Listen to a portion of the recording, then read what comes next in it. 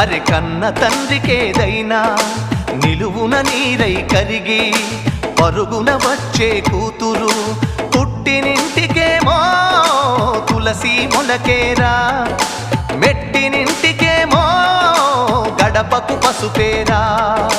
కాసంతా కుంకుమనే చచ్చేదాకా కోరుకునేది, అందుకే కంటే కూతుర్నే కనాలిరా, మనసుంటే మగాడిలా పెంచాలిరా.